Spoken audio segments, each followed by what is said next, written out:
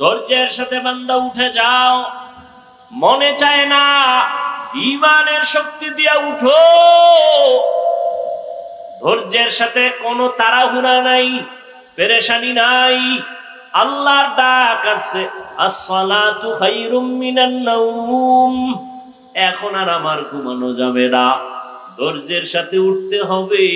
এখানে আমি ধৈর্য হারা হলে হবে না। আমি ঘুমাবো, কিন্তু এই টাইম ঘুমের টাইম না। উঠো, নামাজে দাঁড়াও, আল্লাহর মহব্বত নিয়া গুনাহের 20 মিনিট টাইম ছেড়ে দাও। ধৈর্যের সাথে গুনাহ ছাড়ো, মজাটা ছেড়ে দাও। ধৈর্য যদি থাকে আল্লাহর প্রতি, তাহলে তোমার দ্বারা সম্ভব। আল্লাহ পাক রব্বুল আলামিন বলেন, এই গুনার বেলায় ধৈর্য, মুসিবতের বেলায় ধৈর্য, ইবাদতের বেলায় ধৈর্য। আল্লাহ কয়, এইভাবে ধৈর্য ধারণ করিয়া যদি আগাও, আমি বড় বড় 5টা জিনিসের দ্বারা তোমার পরীক্ষা নিব। 1 নাম্বার হলো ভয়, মিনাল খাউফ ওয়াল জু'। দ্বিতীয় হলো ক্ষুধা, আমি ভয়ের দ্বারা পরীক্ষা নিব। 4 মাযহাবের ইমাম, এর মধ্যে একজন হলেন ইমাম শাফিঈ রাহমাতুল্লাহি আলাইহি, বলেন এখানে ভয় দ্বারা উদ্দেশ্য হলো আল্লাহর ভয়। ওই যে একটু আগে বললাম, দাড়ি কাটলে আল্লাহ বেজার, ম্যাডাম খুশি।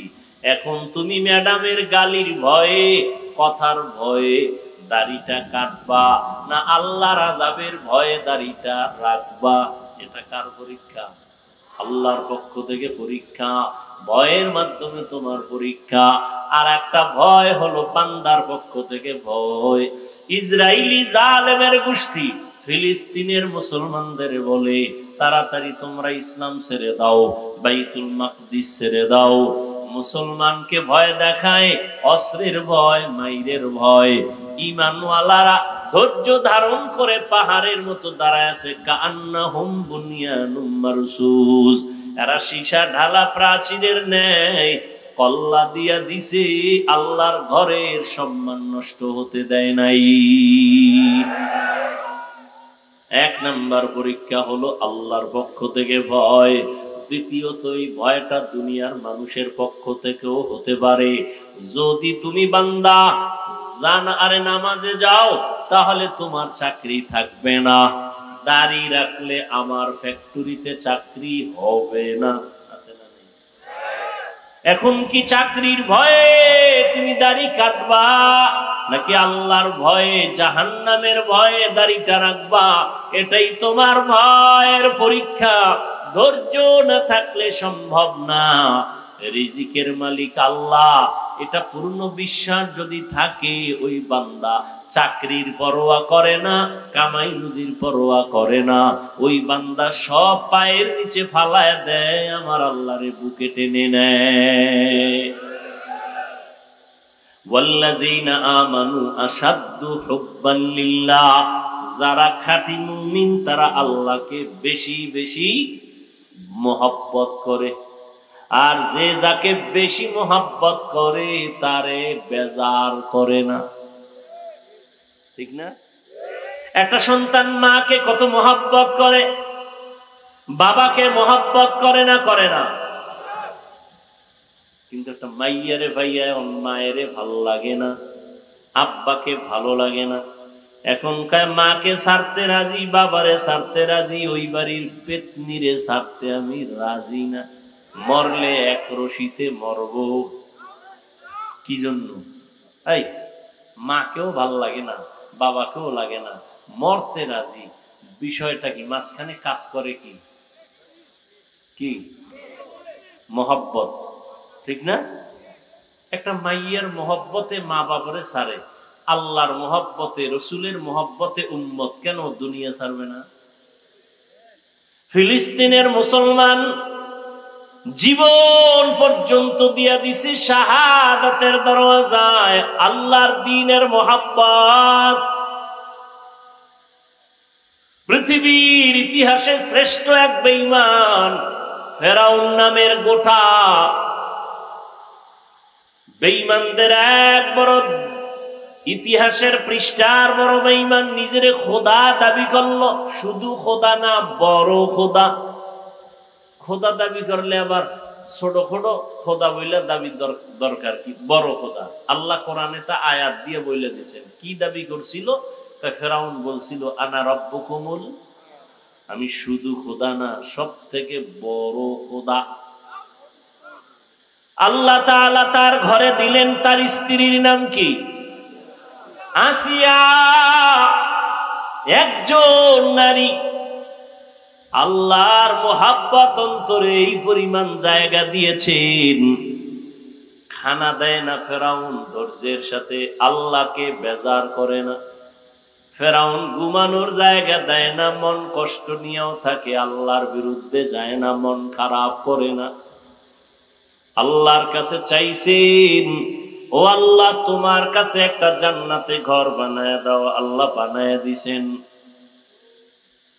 ফেরাউনের স্ত্রী আসিয়া বললেন, অকালাত রব্বি ইবনি লি ইনদাকা বাইতান ফিল জান্নাহ, ও আল্লাহ তোমার কাছে জান্নাতে একটা ঘর আমি আসিয়ার জন্য বানায় দাও। যেই ফেরাউন আল্লাহর সাথে যুদ্ধ কইরা নিজের খোদা দাবি করলো, ওই ঘরে এক আল্লাহর বান্দি তার স্ত্রী ফেরাউনের আসিয়া আল্লাহকে এমন মোহাব্বতের বন্ধনে আবদ্ধ করেছেন, মদিনার নবী বলেন জান্নাতের মধ্যে আমি মুহাম্মদের সাথে আসিয়ার বিবাহ হয়ে যাবে। এর নাম আল্লাহর ভয়, বান্দার ভয়ে ঈমানকে মজবুত রাখা। ধৈর্য ছাড়া সম্ভব। পাঁচটা না পরীক্ষার মাধ্যমে। দ্বিতীয়টা হলো ক্ষুধা। বলে ক্ষুধা মানে, ইমাম শাফিঈ রহমাতুল্লাহ আলাইহি বলেন এখানে ক্ষুধা মানে রোজা। রমাজান চলে গেল, কত কুলাঙ্গার, ঘরের কুলাঙ্গারেরা বলছে আমার ঘরে কি ভাতের টান আছে, রোজা রাখবো কেন? মনে হয় আমরা ভাতের অভাবে রোজা রাখি কি? আরে রোজা তো হিন্দুরাও রাখে, খ্রিস্টানেরাও রাখে, ইহুদিরাও রাখে, বৌদ্ধরাও রাখে। সব ধর্মে রোজা আছে, তবে নাম আলাদা, সিস্টেম আলাদা। সব ধর্মের মধ্যে না খাওয়ার সাধনা নামে রোজা রাখে, আর আমরা মুসলমানেরা না খাওয়ার সাধনার নামে রোজা রাখি না। আমরা না খাওয়ার সাধনা করিয়া এর মধ্যে আমার আল্লাহ পাওয়ার সাধনা করি। এজন্যই তো আল্লাহ বলছেন রোজা দিলাম কেন? কয় মুত্তাকি হওয়ার জন্য। ইয়া আইয়ুহাল্লাযীনা আমানু কুতিবা আলাইকুমুস সিয়াম কামা কুতিবা আলাল্লাযীনা মিন ক্বাবলিকুম লাআল্লাকুম তাত্তাকুন। ক্ষুধার মাধ্যমে আল্লাহ পরীক্ষা করবেন। রোজা রয় নাই মুসলমান। একদল রোজা রাখছিল ঠিক, তারাবির নামাজ পড়ে নাই। কি বলে নাই? তারা সবগুলো নবীর দুশ্মন। আল্লাহটা ঠিক রাখছে, নবীরটা ঠিক রাখে নাই। রোজা হলো আল্লাহর, তারাবি রসুলের। যারা তারাবি ভরে না এরা রসুলেরটা ঠিক রাখে নাই, অথচ চাপাবাজি করে আশেকে রসুল। আবার একদল তারাবি পড়ছে, পুরাটা ভরে নাই। আছে না নাই? বিষয় কি, আপনি পড়লে 20 রাকাতই পড়তেন, কম কেন? করোনা এখন আছে নাকি? করোনা কইরে তো মক্কাওয়ালারা 10 রাকাত পরে, আপনি আরো কম পড়েন কেন? ঘুমের ঘরে নবীর সাহাবী ওমরের সাথে আমার ঝগড়া লাগছে, এই জন্য করি না। কারণ আমি ওমরের মানি না, মুহাম্মদের মানি। এরকম অতি চালাক বেয়াদব আছে না নাই? নবী বলেন 72 দল জাহান্নামে যাবে, এক দল জান্নাতে যাবে। ক্বালু মান হিয়া ইয়া রাসূলুল্লাহ, ও নবী একটা দল জান্নাতে যাবে, পরিচয় কি? ক্বালা মা আনা আলাইহি ওয়া আসহাবি। নবী বলেন আমারে যারা মেনে চলবে, আমার সাহাবাদের মেনে যারা চলবে তারা জান্নাতি। অতএব যারা বলে আমি নবী মানি, সাহাবাদের মানি না, তারা 72 দলের অন্তর্ভুক্ত জাহান্নামী। ক্ষুধার মাধ্যমে পরীক্ষা হবে রোজা। রোজা মানে আখিরাতের সওয়াব শুধু এতটুকু না, আল্লাহর কসম শরীরটা সুস্থ রাখার যতটা উপকরণ আছে এর মধ্যে একটা শ্রেষ্ঠ উপকরণ হলো রোজা, শরীরকে সুস্থ রাখার জন্য সহায়ক। গুগলে গিয়ে সার্চ দিও রোজা রাখলে শরীরের উপকার কি, কিয়ামতের সওয়াব আছে আলাদা আলাদা, শরীরের উপকার কি। ওখানে আমাকে হুজুর টুজুর নাই, সব তোমাকে টাইওয়ালা বন্ধুরা বসা, দেখবা কি সুন্দর সুন্দর থিওরি দিয়ে রাখছে রোজার দ্বারা শরীরের কি কি ঔষধ পাওয়া যায়। শরীরের ভেতরে অনেক জীবাণু থাকে, রোজা রাখলে ওই জীবাণু নষ্ট করে ফেলে। এজন্য নবী শুধু রমজানে রোজা না, আরাফার রোজা, আশুরার রোজা, এমনকি সপ্তাহে 2 দিন সোমবার আর বৃহস্পতিবারও নবী রোজার আমল করতেন। শরীর ব্যালেন্স থাকে, ঠিক থাকে, সুস্থ থাকে। আর যারা জনমের মতো খায়, এক সময় খাওন বন্ধ, বিছানার একেবারে স্থায়ী বান্দা বিছানার সাথে মিলে যায়, অসুস্থ হইয়া পড়ে থাকে দীর্ঘদিন বিছানায়। খাইছে আবল যাব উল্টা পাল্টা, খালি যা পাইছে খাইছে, গরুর মতো খাইছে, কোনো বাধা নাই। হাঁটছে আর খাইছে, গরুতে হাঁটে আর চাটে, এও হাঁটে আর চাটে মানুষ। 3 নাম্বার পরীক্ষা হবে মালের ঘাটতি। ইমাম শাফিঈ রাহমাতুল্লাহ আলাইহি বলেন মালের ঘাটতির দ্বারা উদ্দেশ্য এখানে যাকাত। কিয়ামতের আগে ধনীরা যাকাত দেওয়াটারে জরিমানা মনে করে, এখন তো তাই করতেছে। আমাদের সমাজের রাস্তাঘাটে বিভিন্ন জায়গায় দেখবেন দারিদ্র বিমোচন করো স্লোগান দেয়। আমি আল্লাহর কসম করে বলি, এই জমিনে সঠিকভাবে যারা ধনীরা যাকাত দিবে না ততদিন পর্যন্ত দারিদ্র বিমোচন হবে না।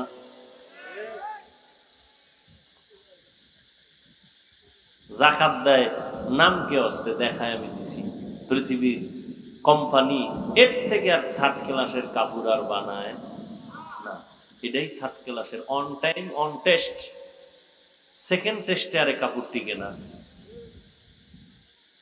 কি আল্লাহ হেদায়েত দান করে। তাহলে যাকাত, মাল আল্লাহর রাস্তায় ব্যয় করো, আল্লাহ মাল দিবে, কমায় দিবে, এটা আল্লাহর পরীক্ষা। ধৈর্য ধারণ করো, শুকর আদায় করো।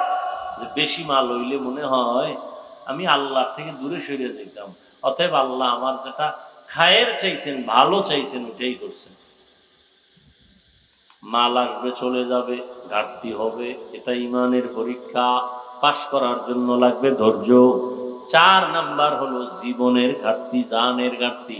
ইমাম শাফিঈ রাহমাতুল্লাহ এখানে জানের ঘাটতি দ্বারা বুঝাইছেন অসুস্থতা। মাঝে মাঝে আল্লাহ অসুস্থ বানায় দিবেন, ধৈর্য ধারণ করো। আল্লাহ আমাকে আপনাদের সবাইকে ধৈর্য ধারণকারীদের অন্তর্ভুক্ত করে দেন, বলেন আমিন। অসুস্থতা মাঝে মাঝে হবে, ধৈর্য ধারণ করো, তাড়াহুড়া নাই, পাগলামি নাই, আল্লাহর সাহায্য কামনা করো। মুসিবত জানের দ্বারা জান আল্লাহর রাস্তায় চলে যাবে, অনেক সময় আল্লাহ নিয়েও যাবেন। আবার 5 নাম্বার ফলের ঘাটতি। ফল দ্বারা এখানে মাকসাদ হলো, উদ্দেশ্য হলো সন্তান। কোরআন শরীফে মা যারা আছে, সন্তানের মা, এদেরকে বলা হয়েছে ফসল উৎপাদনের জমিন, ক্ষেত। আর এই ক্ষেতের ফসল হলো সন্তান।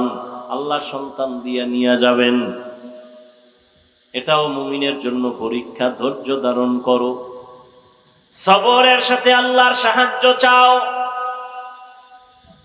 মুসিবতের বেলায় ধৈর্য, গুনাহের বেলায় ধৈর্য, ইবাদতের বেলায় ধৈর্য। আল্লাহর কাছে তওবা করো, ক্ষমা চাও।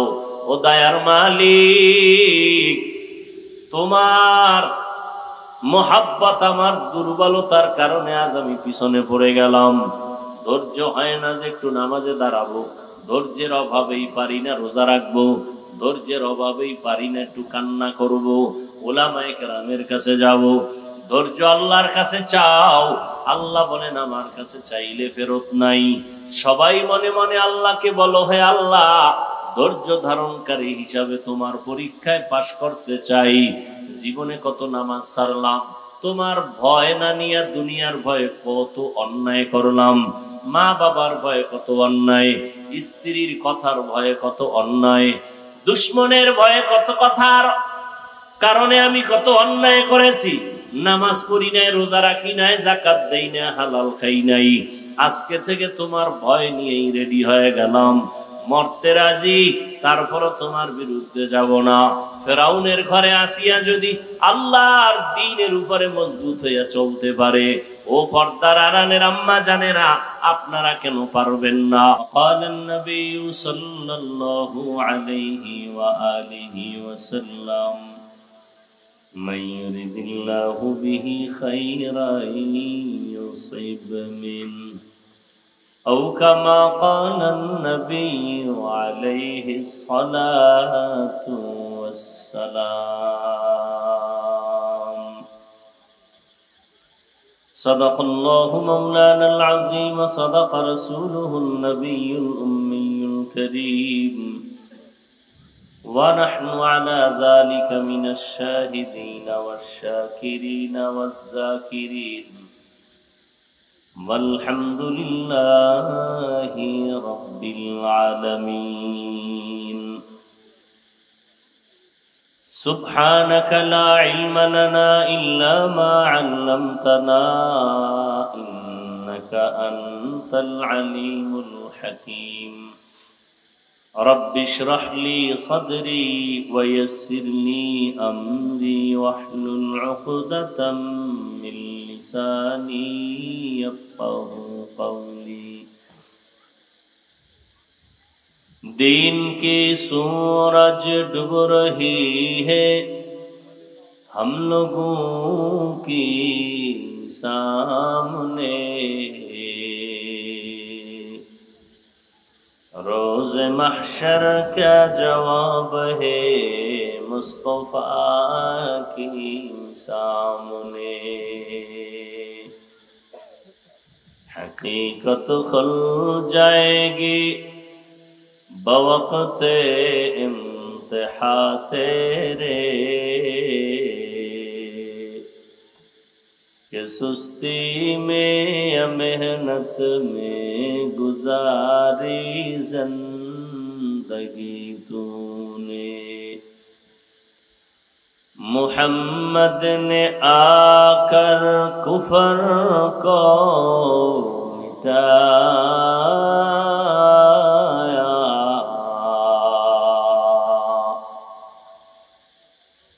کفر کو مٹا کر صداقت بتایا، کفر کو مٹا کر صداقت بتایا. বলিউম বাড়াও। আল্লাহ পাকের দরবারে লাখো কোটি শুকর যে আল্লাহ রাব্বুল আলামিন হাজারো লাখো মানুষের মধ্য থেকে বাছাই করে পৃথিবীর শ্রেষ্ঠ মজলিস, উলামায়ে আহলে হকের মজলিস, গুনাহ মাফের মজলিস, তওবা কবুলের মজলিস, বরকতের মজলিসে হাজারো লাখো মানুষের মধ্য থেকে বাছাই করে আমাদেরকে আসা বসার তৌফিক দান করেছেন। নিয়ামতের শুকর আদায়ার্থে সকলেই জবান খুলে দিল থেকে পড়ি আলহামদুলিল্লাহ। ক্লিয়ার হয় না সাউন্ডটা? ক্লিয়ার করো। দরুদ ও সালাম সৈয়দুল মুরসালিন রহমাতুল লিল আলামিন শফিউল মুজনিবিন খাতামুন নবিয়্যিন সৈয়দুস সাকালাইন ইমামুল মুরসালিন শফিউ আযম রাসূল আকরাম রহমত আলম নবিউল আরব আল আজম হাবিব কিবরিয়া আশরাফুল আম্বিয়া সৈয়দুল আম্বিয়া शफीअ महशर साक़ी कौसर आका नामदार मदीना का ताजदार आफताब नबूवत फ़ख्र मौजूदात सय्यदुल मखलूक़ात हज़रत मुहम्मदुर रसूलुल्लाह सल्लल्लाहु अलैहि व आलिहि वसल्लमेর উপর সর্বোপরি শুকর যাদের অক্লান্ত পরিশ্রমের মাধ্যমে আজ এই সুন্দর আয়োজন, সময় পরামর্শ অর্থ দিয়ে দোয়া করে উপস্থিত হয়ে মাইক লাইট প্যান্ডেলের ব্যবস্থাপনার মাধ্যমে সহযোগিতা যারা করেছেন, এলাকার যুবক, বৃদ্ধ, ব্যবসায়ী, শ্রমিক, চাকরিজীবী, বিভিন্ন শ্রেণী পেশার মানুষ, জনপ্রতিনিধি, প্রশাসন, উলামায়ে হযরত, আইম্মায়ে মাসাজিদ, মাদ্রাসা কর্তৃপক্ষ, প্রত্যেকেই আল্লাহ পাক রব্বুল আলামিন এই খেদমতের বরকতে দুনিয়াতে শান্তি, পরকালে চিরমুক্তির ব্যবস্থা করে দিন। হযরত উলামায়ে কেরাম দীর্ঘ সময় কোরআন সুন্নাহ ভিত্তিক আলোচনা করেছেন। উলামায়ে কেরামদের আলোচনাগুলো সহি তরিকায় উম্মাহকে আমল করার তৌফিক দান করেন। আমি আপনাদের দোয়া নেওয়ার জন্য আসছি এবং সংক্ষিপ্ত কথা বলে বিদায় নেওয়ার নিয়তে কোরআনে হাকিমের এক আয়াতে কারিমা তিলাওয়াত করেছি। নবীজির হাদিস থেকে একটি হাদিসের অংশ করেছি। আয়াত ও হাদিসের আলোকে ইখলাস ও রুহানিয়াতের সমন্বয় কিছু কথা বলার মতো, শুনবার মতো আমাকে আপনাদের প্রত্যেককেই আল্লাহ পাক তৌফিক দান করেন।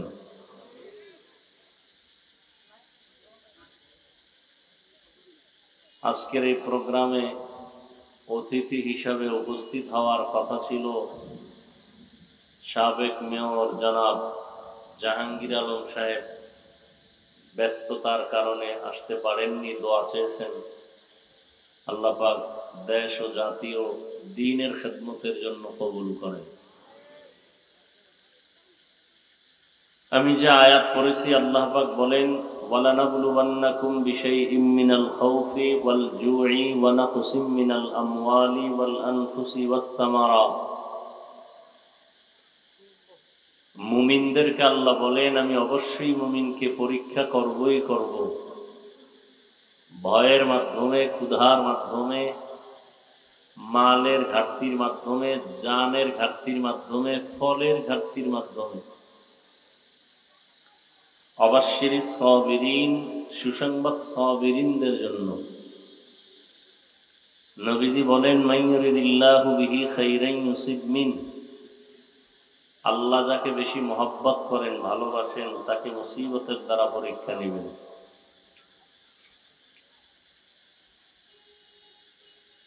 আয়াত ও হাদিসের মূল আলোচনার বিষয় হলো পরীক্ষা।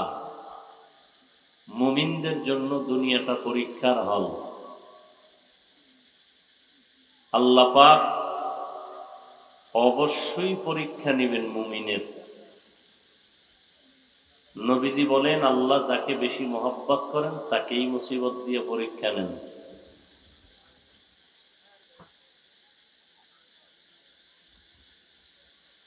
দুনিয়াটা পরীক্ষার হল।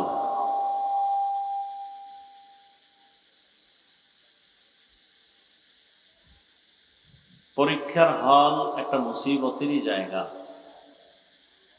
পরীক্ষার হলে গিয়ে কেউ ঘুমায় না, খানা খাওয়ার কোনো চিন্তা থাকে না, পেরেশানি থাকে, কঠিন মুসিবত মাথার উপর। দুনিয়াটাও পরীক্ষার হল, তবে বেঈমানের জন্য না, মুমিনের জন্য। আল্লাহ পরীক্ষা করবেন কি দিয়া? নবী বলেন মুসিবত দিয়া। তাহলে মুসিবত আসাটা মুমিনের জন্য একদিকে নেয়ামত। কেন আল্লাহ পরীক্ষা করবেন? মোহাব্বত বাড়ানোর জন্য, ঈমানকে মজবুত করার জন্য। হাদিসে রসুল অন্য জায়গায় বলেন আল্লাহ পাক যাকে বেশি মর্যাদা দিতে চান মোহাব্বতের কারণে, কিন্তু তার ওই পরিমাণ আমল নাই। যেই আমলে আল্লাহ তাকে উঁচা করবেন, উপরে উঠাবেন, মর্যাদা বাড়াবেন, ওই পরিমাণ আমল তার নাই। নবীজি বলেন তখন তাকে মুসিবত দিয়া সবরের পরীক্ষা নিয়া ওই মুসিবতে যদি সে ধৈর্য ধারণ করে আল্লাহ পাকে মুসিবতের সবরের কারণে মর্যাদা বাড়ায় দেন।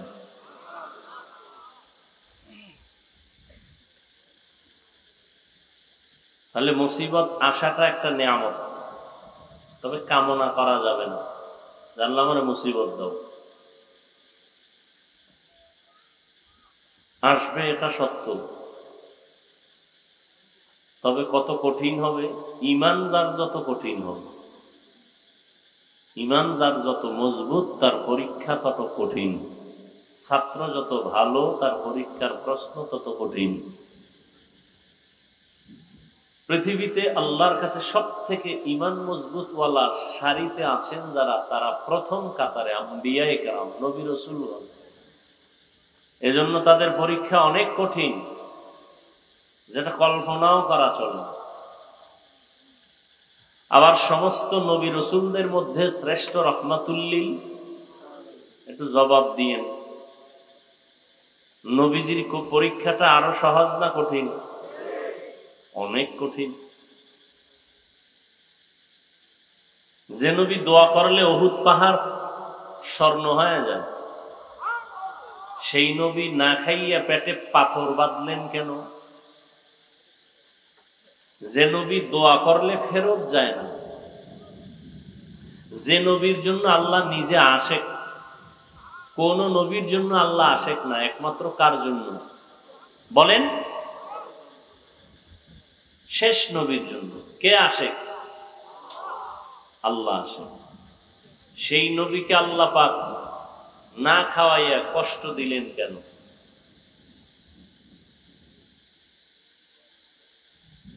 সেই নবী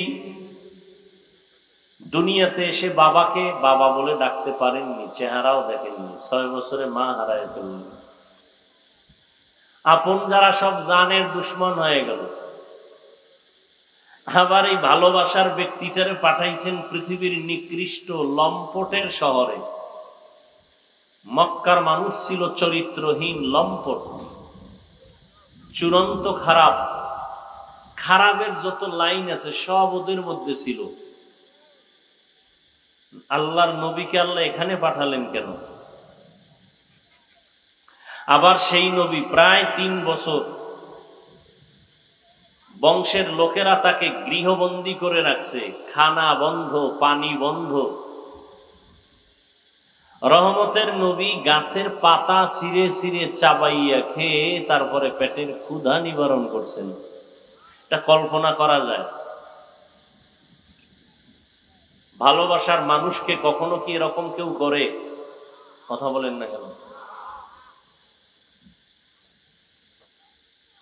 ঈমান যার যত মজবুত তার পরীক্ষা তত কঠিন। এজন্য আমাদের আকাবিরিন আসলাফ যারা, আহলুল্লাহ যারা, মুসিবত আসলে এরা বলতেন ইন্না লিল্লাহি, কথার আগে বা এখানে পরিবর্তন করে তারা বলতেন আলহামদুলিল্লাহ। ইন্না লিল্লাহ পড়তেন না, কি পড়তেন? আরে মুসিবত আসলে কি পড়তে হয়? কি পড়তে হয়? ইযা আসাবাতহুম মুসিবাতুন ক্বালু ইন্না লিল্লাহি ওয়া ইন্না ইলাইহি রাজিউন। আল্লাহ নিজে শিখাইয়া দিলেন মুসিবত যখন আসবে তখন এই দোয়া পড়ো, ইন্না লিল্লাহি। আর আমাদের আল্লাহওয়ালারা কেন বলতেন আলহামদুলিল্লাহ? বলো ওই যে মুসিবত আসাটা নেয়ামত, নেয়ামতের শুকর আদায়ার্থে আলহামদুলিল্লাহ বলি। এটা তো ব্যক্তিগত ঈমানের হালাত, এটা আপনার আমার জন্য না।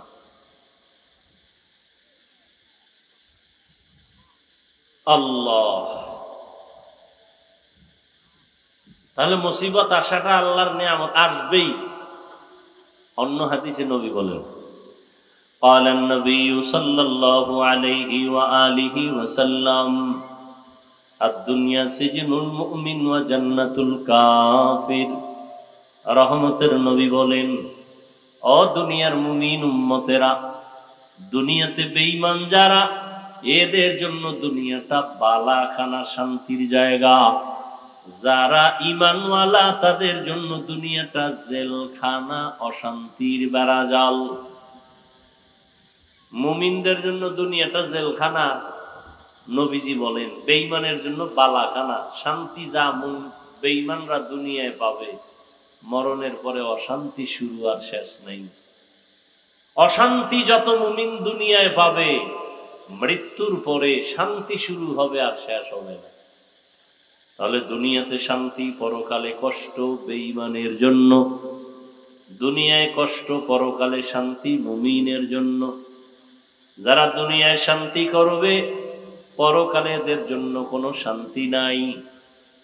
যারা দুনিয়াতে কষ্ট করবে, এদের জন্য পরকালে কোনো কষ্ট নাই। আপনারা কোন দলে থাকবেন? দুনিয়ার শান্তি না পরকালের শান্তি? তাহলে দুনিয়াতে কষ্ট হবেই। কেমন কষ্ট হয়? জেলখানার মতো। জেলখানায় সাধারণ মানুষ ঢুকতে চায় না, জোর করে ঢুকানো হয়। মুমিন যারা আল্লাহর আশিক, এরাও দুনিয়া নামক জেলখানায় থাকতে চায় না, তাড়াতাড়ি মালিকের মোলাকাতের জন্য বের হতে চায়। জেলখানায় ঢুকার পরে মানুষ স্বাধীনভাবে চলতে পারে না, ফিরতে পারে না, হাঁটতে পারে না, ঘুমাইতে পারে না। খাঁটি আশিক মুমিন যারা, এরা দুনিয়া নামক জেলখানায় মন মতো খাইতে পারবে না, চলতে পারবে না, ঘুমাইতে পারবে না। জেলখানার আসামির যেমন চলাফেরার একটা নির্ধারিত সীমানা আছে, যারা আল্লাহর আশিক মুমিন, এদেরকেও দুনিয়াতে চলাফেরার একটা সীমানা দেওয়া আছে। সীমানা হলো লা ইলাহা ইল্লাল্লাহু মুহাম্মাদুর রাসূলুল্লাহ। এই কালেমা হলো সীমানা, অর্থাৎ আল্লাহ ছাড়া কোনো মাবুদ নাই, মুহাম্মদ আল্লাহর রসুল। তার মানে কি? মানে হলো আল্লাহ ছাড়া কেউ নাই, হায়াতের মালিক আল্লাহ ছাড়া কেউ না, রিজিকের মালিক আল্লাহ ব্যতীত কেউ নাই। আল্লাহ আমার হায়াতের মালিক, আল্লাহ আমার মৌতের মালিক, আল্লাহ আমার রিজিকের মালিক, আল্লাহ আমার বিধান দেওয়ার মালিক, আল্লাহ আমাকে সম্মান দেওয়ার মালিক, আল্লাহ আমাকে রিজিকের সম্মানের রিজিক দেওয়ার মালিক, আল্লাহ আমাকে মৃত্যু দেওয়ার মালিক, আল্লাহ আমাকে সুস্থ রাখার মালিক। অতএব আমি আল্লাহকে রাজির বাইরে চলতে পারবো না। আল্লাহ যেই কাজে রাজি, মুমিন ওই কাজে রাজি। আল্লাহ যেইভাবে চলতে বলছেন ওইভাবে মুমিন চলবে। আল্লাহ বলেন খানা থাকবে অনেক রকম, খাওয়া যাবে না। আগে যাচাই করবা কোনটা হালাল কোনটা হারাম। জেলখানার আসামি মনে চাইলেই খাইতে পারে না। মুমিন যারা মনে চাইলেই খাইতে পারবে না। কি নামাজের মধ্যে ক্ষুধাও আছে, নামাজে দাঁড়াইছে, চাইলেই এখন পকেটের মধ্যে চানাচুর আছে খাবে, পান আছে খাবে, পান মুখে দিয়ে নামাজে দাঁড়াবে? হবে না। হালাল, কিন্তু পান খাওয়া কি হারাম? বলেন না কেন? আরে ভাই বলেন না কেন? এটা নিয়েও বহুত ঝামেলা। বেশি ফতোয়াবাজি ওয়াজের প্যান্ডেলে কইরা কারো কোনো লাভ হোক বা না হোক, অন্তত ইসলামের 12টা বাজাইছে। সাধারণ মানুষ আবেগওয়ালা তো, আশেপাশে মাদ্রাসা আছে, হুজুর আছে, হ্যাঁ প্রশ্নের জন্য যাবে না, বক্তারে প্রশ্ন করে একটা প্যাঁচ লাগাই দিবে। আর বক্তায় যদি জবাব না দেয় কইবে আর কিছুই নেই। যে প্রশ্ন করছে ও প্রশ্নর কিচ্ছুই বুঝে না, জবাব তো পরের কথা।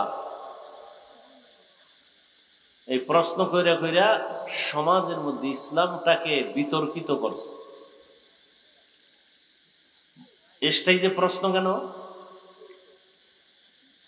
এখন কি সেই যুগ যেই যুগে সারা দেশ বইরা 5টা মাদ্রাসা নাই? সেই যুগ। ঘরে ঘরে মাদ্রাসা, ঘরে ঘরে আলেম, ইমাম, মুফতি, মুহাদ্দিস।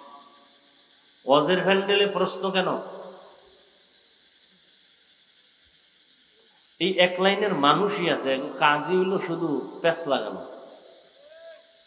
ওই যে একটা গ্রাম্য প্রবাদ আছে, লেখতে না জানলো মুসবার জম, লেখতে পারে না কিন্তু মুছতে পারে। মসজিদে টাকা দিতে পারবে না, মাদ্রাসায় দিতে পারবে না, হিসাবটা চাইতে পারে, এরকম বেয়াদব নাই?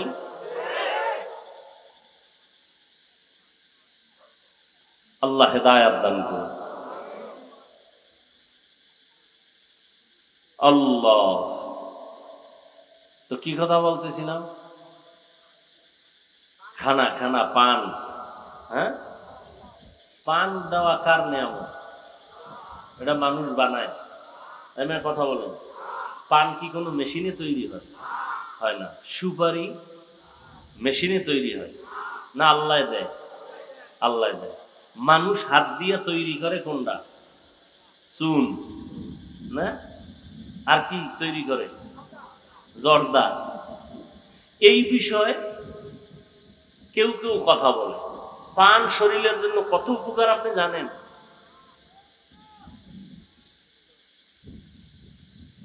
পান খাইয়া মাথা নষ্ট হয়েছে এরকম কোনো প্রমাণ কারো কাছে আছে কিনা? আমার কাছে থাকলে দিন, যে একজনে পান খাইতে গেতে এর কথার ব্যালেন্স হারায় গেছে। আছে কোনো প্রমাণ? তো কেন খারাপ বলবেন? বিড়ি টানলে দুর্গন্ধ আসে না সুগন্ধ? একজনে পান খাইলে কি কোনো দুর্গন্ধ আছে? এখন সুন্দর ঘ্রাণওয়ালা জর্দা আছে, যাতে মাথা নষ্ট হবে না, কোনো কি নেশার কোনো ভাবই আসবে না। আপনি কেন এটাকে নিষেধ করবেন? হ্যাঁ, প্রত্যেকটা জিনিস সীমানার মধ্যে থাকবে, সীমা অতিরিক্ত কিছুই না করা, সেটা ভিন্ন কথা।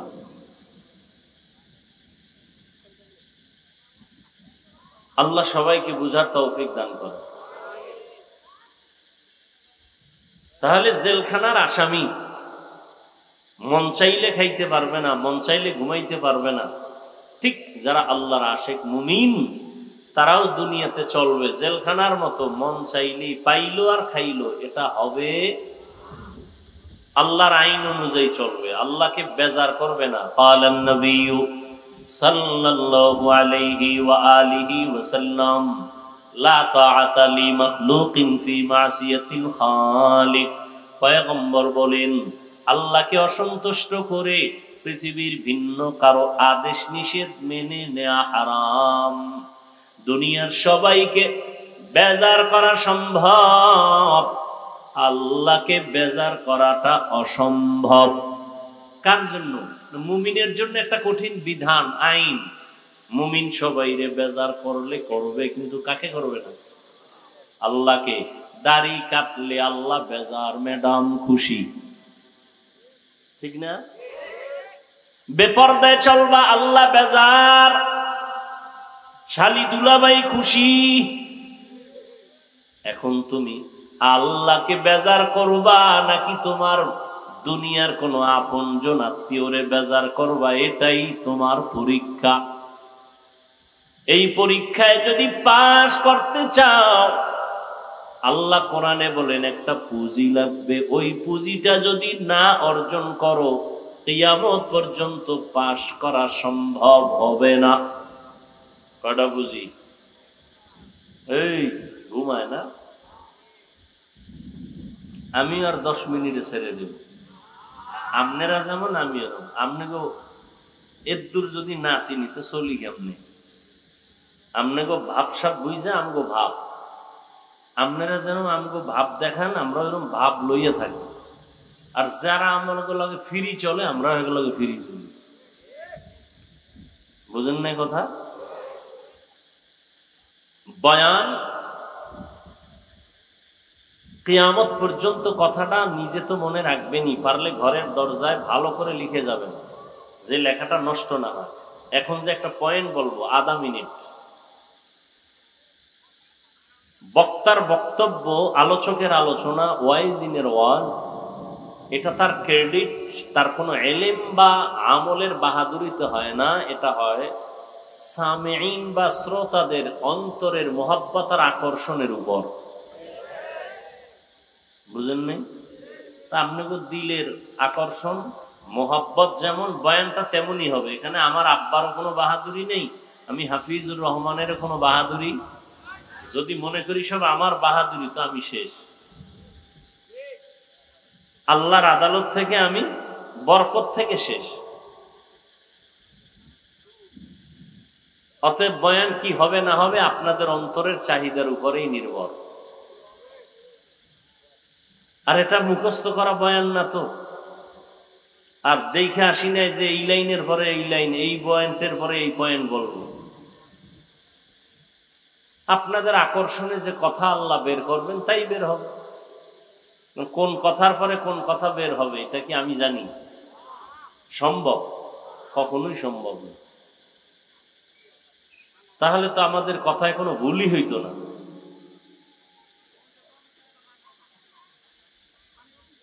তাহলে পরীক্ষা পাশ করার জন্য কয়টা পুঁজি লাগবে? একটা। পুঁজিটার নাম ধৈর্য। পুঁজির নাম ধৈর্য। এই ধৈর্য কত দামি এক সম্পদ!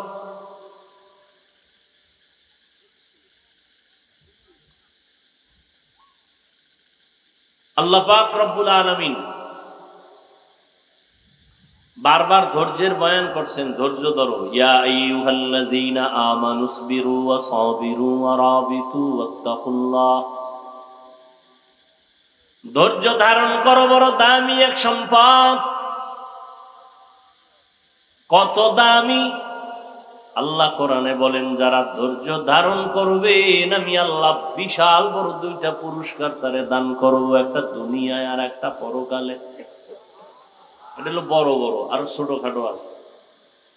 এক নাম্বার বড় পুরস্কার, দুনিয়াতে যারা ধৈর্য ধারণকারী হবেন আল্লাহ তাদের বন্ধু হয়ে থাকবেন। আরো আস্তে করে বল। আল্লাহ কি আসতে বললে শুনেন না? না সন্দেহ আছে? একটু কম শুনেন। হ্যাঁ, তাহলে জোরে বলেন কেন? আস্তে কথা বলেন। আর এই যুক্তিটা ফজরের নামাজের শেষ 2 রাকাতে লাগাই দিবেন যে ইমাম সাহেব হুজুর আল্লাহ কি আসতে বললে শুনে? হ্যাঁ শুনে। তাহলে আজকে ফজরের নামাজে জোরে কোনো আলহামদু করবেন না, পুরা নামাজটা চুপচাপ পড়ায় দেন। যুক্তিবাদীর এই যুক্তি চলবে ফজরের নামাজে? যুক্তি মানলে ঈমান থাকবে? যুক্তি দিয়া আল্লাহ পাওয়া যায় না, বেঈমান হওয়া যায়, নাস্তিক হওয়া যায়, বেশ্যা তাসলিমা নাসরিন হওয়া যায়, হুমায়ুন আজাদ হওয়া যায়। বুঝেননি? তারপর হুমায়ুন আজাদ কি? নাস্তিক। তাসলিমা নাসরিন কি? নাস্তিক। অথচ নাম কত সুন্দর, কত সুন্দর। আমগো গ্রামের নাম কি? বৃষ্টি, নদী, হ্যাঁ, সাগর, হৃদয়, সবুজ, গম্বুজ, কত আজে বাজে নাম। হাসি, খুশি, বৃষ্টি, কত নাম যেগুলো অনেক সময় মুখে আনতেও লজ্জা লাগে। বেঈমানের বাড়ি নেই।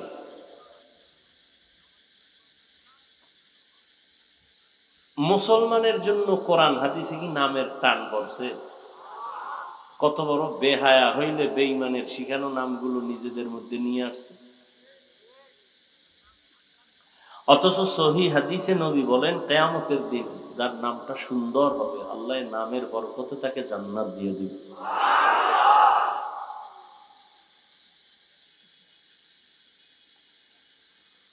আল্লাহ। ধৈর্য ধারণকারীদের প্রথম পুরস্কার আল্লাহ তার বন্ধু হয়ে থাকবেন। ইয়া আইয়ুহাল্লাযীনা আমানুস্তাঈনু বিস-সাবরি ওয়াস-সালাহ ইন্নাল্লাহা মা'আস-সাবিরিন।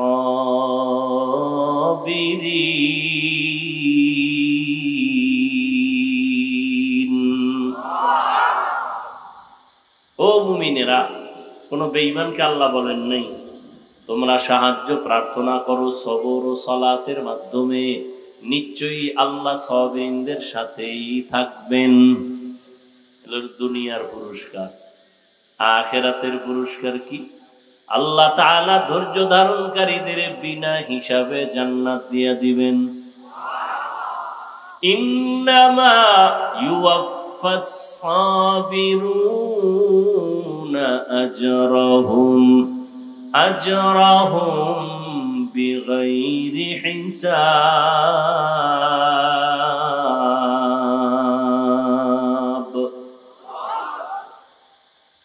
কত বড় দুইটা পুরস্কার! দুনিয়াতে আল্লাহ বন্ধু হয়ে থাকবেন, আখিরাতে বিনা হিসাবে জান্নাত দিবেন। কারা এই গুণ, এই পুরস্কার কাদের জন্য? যারা সবর এখতিয়ার করবে, ধৈর্য ধারণ করবে। ধৈর্য আবার তিন প্রকার: ইবাদতের বেলায় ধৈর্য, মুসিবতের বেলায় ধৈর্য, গুনাহের বেলায় ধৈর্য।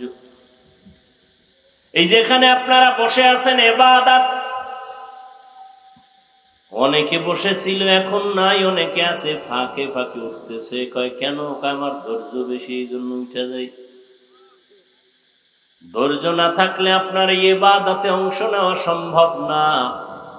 যারা ধৈর্যের সাথে এখানে বসে আছেন, দ্বীনের কথা শুনতেছেন, আপনাদের দাম কত?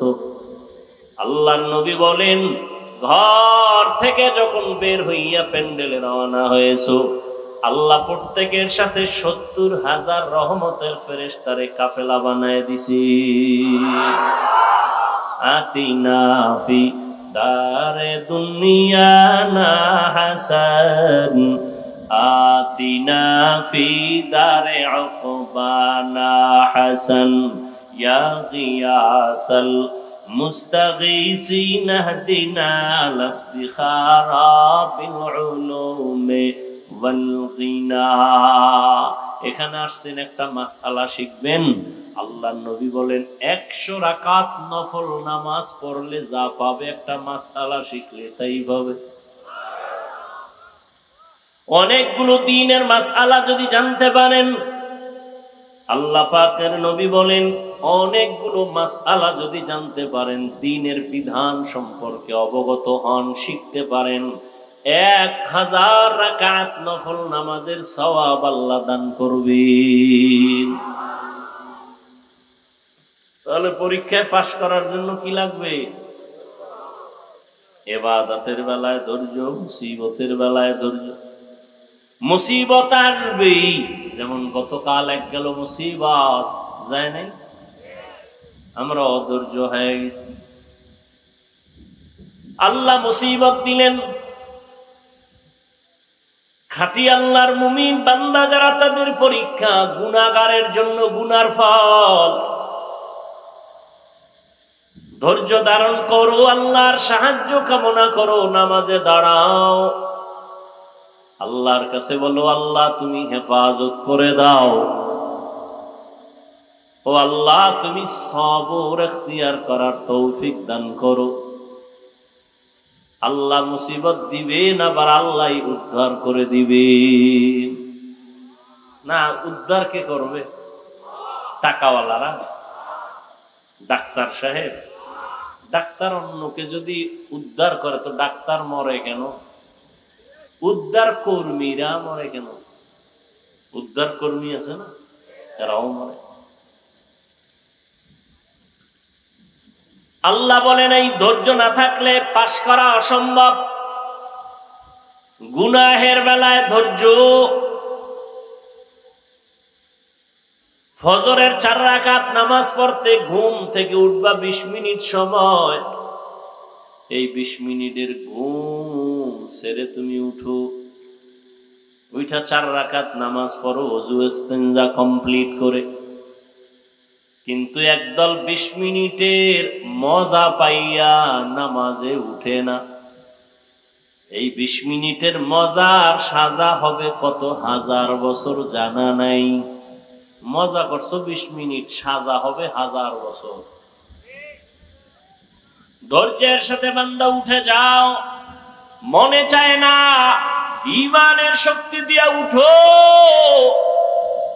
ধৈর্যের সাথে কোনো তাড়াহুড়া নাই, পেরেশানি নাই। আল্লাহর ডাক আসছে, আস-সালাতু খায়রুম মিনান নাওম। এখন আর আমার ঘুমানো যাবে না, ধৈর্যের সাথে উঠতে হবে। এখানে আমি ধৈর্য হারা হলে হবে না। আমি ঘুমাবো, কিন্তু এই টাইম ঘুমের টাইম না, উঠো নামাজে দাঁড়াও, আল্লাহর মহব্বত নিয়া গুনাহের 20 মিনিট টাইম ছেড়ে দাও, ধৈর্যের সাথে গুনাহ ছাড়ো, মজাটা ছেড়ে দাও। ধৈর্য যদি থাকে আল্লাহর প্রতি, তাহলে তোমার দ্বারা সম্ভব। আল্লাহ পাক রব্বুল আলামিন বলেন, এই গুনার বেলায় ধৈর্য, মুসিবতের বেলায় ধৈর্য, ইবাদতের বেলায় ধৈর্য। আল্লাহ কয়, এইভাবে ধৈর্য ধারণ করিয়া যদি আগাও, আমি বড় বড় 5টা জিনিসের দ্বারা তোমার পরীক্ষা নিব। 1 নাম্বার হলো ভয়, মিনাল খাউফ ওয়াল জু'। দ্বিতীয় হলো ক্ষুধা, আমি ভয়ের দ্বারা পরীক্ষা নিব। 4 মাযহাবের ইমাম, এর মধ্যে একজন হলেন ইমাম শাফিঈ রাহমাতুল্লাহি আলাইহি, বলেন এখানে ভয় দ্বারা উদ্দেশ্য হলো আল্লাহর ভয়। ওই যে একটু আগে বললাম, দাড়ি কাটলে আল্লাহ বেজার, ম্যাডাম খুশি। এখন তুমি ম্যাডামের গালির ভয়ে, কথার ভয়ে দাড়িটা কাটবা না আল্লাহর আযাবের ভয়ে দাড়িটা রাখবা? এটা কার পরীক্ষা? আল্লাহর পক্ষ থেকে পরীক্ষা। ভয়ের মাধ্যমে তোমার পরীক্ষা। আর একটা ভয় হলো বান্দার পক্ষ থেকে ভয়। ইসরাইলি জালেমের গোষ্ঠী ফিলিস্তিনের মুসলমানদের বলে, তাড়াতাড়ি তোমরা ইসলাম ছেড়ে দাও, বাইতুল মাকদিস ছেড়ে দাও। মুসলমানকে ভয় দেখায়, অস্ত্রের ভয়, মাইরের ভয়। ঈমানওয়ালারা ধৈর্য ধারণ করে পাহাড়ের মতো দাঁড়ায় আছে, কান্নাহুম বুনিয়ানুম মারসুস। এরা সীসা ঢালা প্রাচীরের ন্যায় কল্লা দিয়া দিছে, আল্লাহর ঘরের সম্মান নষ্ট হতে দেয় নাই। 1 নাম্বার পরীক্ষা হলো আল্লাহর পক্ষ থেকে ভয়। দ্বিতীয়ত, এই ভয়টা দুনিয়ার মানুষের পক্ষ থেকেও হতে পারে। যদি তুমি বান্দা আরে নামাজে যাও, তাহলে তোমার চাকরি থাকবে না। দাড়ি রাখলে আমার ফ্যাক্টরিতে চাকরি হবে না, আছে না? এখন কি চাকরির ভয়ে তুমি দাড়ি কাটবা, নাকি আল্লাহর ভয়ে, জাহান্নামের ভয়ে দাড়িটা রাখবা? এটাই তোমার ভয়ের পরীক্ষা। ধৈর্য না থাকলে সম্ভব না। রিজিকের মালিক আল্লাহ, এটা পূর্ণ বিশ্বাস যদি থাকে, ওই বান্দা চাকরির পরোয়া করে না, কামাই রুজির পরোয়া করে না। ওই বান্দা সব পায়ের নিচে ফালায় দেয়, আমার আল্লাহরে বুকে টেনে নেয়। ওয়াল্লাযীনা আমানু আশাদ্দু হুব্বান লিল্লাহ। যারা খাঁটি মুমিন, তারা আল্লাহকে বেশি বেশি মোহাব্বত করে। আর যে যাকে বেশি মোহাব্বত করে, তারে বেজার করে না।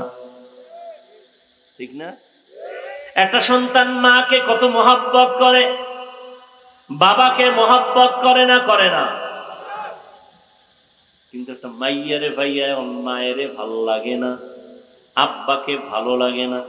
এখনকার মাকে ছাড়তে রাজি, বাবারে ছাড়তে রাজি, ওই বাড়ির পেতনিরে ছাড়তে আমি রাজি না। মরলে এক রশিতে মরব। কি জন্য? এই মাকেও ভাল লাগে না, বাবাকেও লাগে না, মরতে রাজি। বিষয়টা কি? মাঝখানে কাজ করে কি? কি? মোহাব্বত। ঠিক না? একটা মাইয়ার মোহব্বতে মা বাবারে ছাড়ে, আল্লাহর মোহব্বতে, রসুলের মোহব্বতে উম্মত কেন দুনিয়া ছাড়বে না? ফিলিস্তিনের মুসলমান জীবন পর্যন্ত দিয়া দিছে শাহাদাতের দরওয়াজায়, আল্লাহর দ্বীনের মোহাব্বত। পৃথিবীর ইতিহাসে শ্রেষ্ঠ এক বেঈমান ফেরাউন নামের গোটা বেঈমানদের এক বড় ইতিহাসের পৃষ্ঠার বড় বেঈমান নিজের খোদা দাবি করলো। শুধু খোদা না, বড় খোদা। খোদা দাবি করলে আবার ছোট ছোট খোদা বইলে দাবি দরকার কি? বড় খোদা। আল্লাহ কোরআনে তা আয়াত দিয়ে বলে দিয়েছেন। কি দাবি করছিল? ফেরাউন বলছিল, আনা রব্বুকুমুল, আমি শুধু খোদা না, সব থেকে বড় খোদা। আল্লাহ তাআলা তার ঘরে দিলেন, তার স্ত্রীর নাম কি? আসিয়া। একজন নারী আল্লাহর মোহাব্বত অন্তরে এই পরিমাণ জায়গা দিয়েছেন, খানা দেয় না ফেরাউন ধৈর্যের সাথে, আল্লাহকে বেজার করে না। ফেরাউন ঘুমানোর জায়গা দেয় না, মন কষ্ট নিয়েও থাকে, আল্লাহর বিরুদ্ধে যায় না, মন খারাপ করে না। আল্লাহর কাছে চাইছেন, ও আল্লাহ তোমার কাছে একটা জান্নাতে ঘর বানায় দাও, আল্লাহ বানায় দিছেন। ফেরাউনের স্ত্রী আসিয়া বললেন, অকালাত রব্বি ইবনি লি ইনদাকা বাইতান ফিল জান্নাহ, ও আল্লাহ তোমার কাছে জান্নাতে একটা ঘর আমি আসিয়ার জন্য বানায় দাও। যেই ফেরাউন আল্লাহর সাথে যুদ্ধ কইরা নিজের খোদা দাবি করলো, ওই ঘরে এক আল্লাহর বান্দি তার স্ত্রী ফেরাউনের আসিয়া আল্লাহকে এমন মোহাব্বতের বন্ধনে আবদ্ধ করেছেন, মদিনার নবী বলেন জান্নাতের মধ্যে আমি মুহাম্মদের সাথে আসিয়ার বিবাহ হয়ে যাবে। এর নাম আল্লাহর ভয়, বান্দার ভয়ে ঈমানকে মজবুত রাখা। ধৈর্য ছাড়া সম্ভব 5টা না পরীক্ষার মাধ্যমে। দ্বিতীয়টা হলো ক্ষুধা। বলে ক্ষুধা মানে ইমাম শাফিঈ রহমাতুল্লাহ আলাইহি বলেন এখানে ক্ষুধা মানে রোজা। রমজান চলে গেল, কত কুলাঙ্গার, ঘরের কুলাঙ্গারেরা বলছে আমার ঘরে কি ভাতের টান আছে, রোজা রাখবো কেন? মনে হয় আমরা ভাতের অভাবে রোজা রাখি কি? আরে রোজা তো হিন্দুরাও রাখে, খ্রিস্টানেরাও রাখে, ইহুদিরাও রাখে, বৌদ্ধরাও রাখে, সব ধর্মে রোজা আছে, তবে নাম আলাদা, সিস্টেম আলাদা। সব ধর্মের মধ্যে না খাওয়ার সাধনা নামে রোজা রাখে, আর আমরা মুসলমানেরা না খাওয়ার সাধনার নামে রোজা রাখি না। আমরা না খাওয়ার সাধনা করিয়া এর মধ্যে আমার আল্লাহ পাওয়ার সাধনা করি। এজন্যই তো আল্লাহ বলছেন রোজা দিলাম কেন? মুত্তাকি হওয়ার জন্য। ইয়া আইয়ুহাল্লাযীনা আমানু কুতিবা আলাইকুমুস সিয়াম কামা কুতিবা আলাল্লাযীনা মিন ক্বাবলিকুম লাআল্লাকুম তাত্তাকুন। ক্ষুধার মাধ্যমে আল্লাহ পরীক্ষা করবেন। রোজা রয় নাই মুসলমান। একদল রোজা রাখছিল ঠিক, তারাবির নামাজ পড়ে নাই। কি পড়ে নাই? তারা সবগুলো নবীর দুশ্মন। আল্লাহটা ঠিক রাখছে, নবীরটা ঠিক রাখে নাই। রোজা হলো আল্লাহর, তারাবি রসুলের। যারা তারাবি পড়ে না এরা রসুলেরটা ঠিক রাখে নাই, অথচ চাপাবাজি করে আশেকে রসুল। আবার একদল তারাবি পড়ছে, পুরাটা পড়ে নাই। আছে না নাই? বিষয় কি আপনি পড়লে 20 রাকাতই পড়তেন, কম কেন? করোনা এখন আছে নাকি? করোনা কইলে তো মক্কাওয়ালারা 10 রাকাত পড়ে, আপনি আরো কম পড়েন কেন? ঘুমের ঘরে নবীর সাহাবী ওমরের সাথে আমার ঝগড়া লাগছে, এই জন্য করি না। কারণ আমি ওমরের মানি না, মুহাম্মদের মানি। এরকম অতি চালাক বেয়াদব আছে না নাই? নবী বলেন 72 দল জাহান্নামে যাবে, এক দল জান্নাতে যাবে। ক্বালু মান হিয়া ইয়া রাসূলুল্লাহ, ও নবী একটা দল জান্নাতে যাবে, পরিচয় কি? ক্বালা মা আনা আলাইহি ওয়া আসহাবি। নবী বলেন আমারে যারা মেনে চলবে, আমার সাহাবাদের মেনে যারা চলবে তারা জান্নাতি। অতএব যারা বলে আমি নবী মানি, সাহাবাদের মানি না, তারা 72 দলের অন্তর্ভুক্ত জাহান্নামী। ক্ষুধার মাধ্যমে পরীক্ষা হবে রোজা মানে আখিরাতের সওয়াব শুধু এতটুকু না, আল্লাহর কসম শরীরটা সুস্থ রাখার যতটা উপকরণ আছে এর মধ্যে একটা শ্রেষ্ঠ উপকরণ হলো রোজা। শরীরকে সুস্থ রাখার জন্য সহায়ক। গুগলে গিয়ে সার্চ দিও রোজা রাখলে শরীরের উপকার কি, কিয়ামতের সওয়াব আছে আলাদা, শরীরের উপকার কি। ওখানে আমাকে হুজুর টুজুর নাই, সব তোমাকে টাইওয়ালা বন্ধুরা বসা। দেখবা কি সুন্দর সুন্দর থিওরি দিয়ে রাখছে, রোজার দ্বারা শরীরের কি কি ঔষধ পাওয়া যায়। শরীরের ভেতরে অনেক জীবাণু থাকে, রোজা রাখলে ওই জীবাণু নষ্ট করে ফেলে। এজন্য নবী শুধু রমজানে রোজা না, আরাফার রোজা, আশুরার রোজা, এমনকি সপ্তাহে 2 দিন সোমবার আর বৃহস্পতিবারও নবী রোজার আমল করতেন। শরীর ব্যালেন্স থাকে, ঠিক থাকে, সুস্থ থাকে। আর যারা জনমের মতো খায়, এক সময় খাওয়ান বন্ধ, বিছানার একেবারে স্থায়ী বান্দা বিছানার সাথে মিলে যায়, অসুস্থ হইয়া পড়ে থাকে দীর্ঘদিন বিছানায়। খাইছে আবল যাবো, উল্টা পাল্টা, খালি যা পাইছে খাইছে, গরুর মতো খাইছে, কোনো বাধা নেই। হাঁটছে আর খাইছে, গরুতে হাঁটে আর চাটে, এও হাঁটে আর চাটে মানুষ। 3 নাম্বার পরীক্ষা হবে মালের ঘাটতি। ইমাম শাফিঈ রাহমাতুল্লাহ আলাইহি বলেন, মালের ঘাটতির দ্বারা উদ্দেশ্য এখানে যাকাত। কিয়ামতের আগে ধনীরা যাকাত দেওয়াটারে জরিমানা মনে করে, এখন তো তাই করতেছে। আমাদের সমাজের রাস্তাঘাটে বিভিন্ন জায়গায় দেখবেন দারিদ্র বিমোচন করো স্লোগান দেয়। আমি আল্লাহর কসম করে বলি, এই জমিনে সঠিকভাবে যারা ধনীরা যাকাত দিবে না, ততদিন পর্যন্ত দারিদ্র বিমোচন হবে না।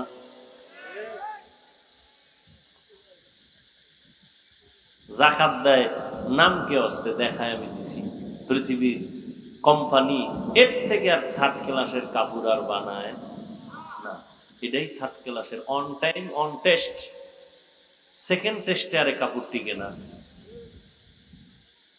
কি আল্লাহ হেদায়েত দান করে। তাহলে যাকাত, মাল আল্লাহর রাস্তায় ব্যয় করো, আল্লাহ মাল দিবে, কমায় দিবে, এটা আল্লাহর পরীক্ষা। ধৈর্য ধারণ করো, শুকর আদায় করো। যে বেশি মাল হইলে মনে হয় আমি আল্লাহর থেকে দূরে সরে যাইতাম, অতএব আল্লাহ আমার যেটা খায়ের চাইছেন, ভালো চাইছেন, ওটাই করছেন। মাল আসবে, চলে যাবে, ঘাটতি হবে, এটা ইমানের পরীক্ষা। পাশ করার জন্য লাগবে ধৈর্য। 4 নাম্বার হলো জীবনের ঘাটতি, জানের ঘাটতি। ইমাম শাফিঈ রাহমাতুল্লাহ আলাইহি এখানে জানের ঘাটতি দ্বারা বুঝাইছেন অসুস্থতা। মাঝে মাঝে আল্লাহ অসুস্থ বানায় দিবেন, ধৈর্য ধারণ করো। আল্লাহ আমাকে আপনাদের সবাইকে ধৈর্য ধারণকারীদের অন্তর্ভুক্ত করে দেন, বলেন আমিন। অসুস্থতা মাঝে মাঝে হবে, ধৈর্য ধারণ করো, তাড়াহুড়া নাই, পাগলামি নাই, আল্লাহর সাহায্য কামনা করো। মুসিবত জানের দ্বারা, জান আল্লাহর রাস্তায় চলে যাবে, অনেক সময় আল্লাহ নিয়েও যাবেন। আবার 5 নাম্বার ফলের ঘাটতি। ফল দ্বারা এখানে মাকসাদ হলো, উদ্দেশ্য হলো সন্তান। কোরআন শরীফে মা যারা আছে, সন্তানের মা, এদেরকে বলা হয়েছে ফসল উৎপাদনের জমিন, ক্ষেত। আর এই ক্ষেতের ফসল হলো সন্তান।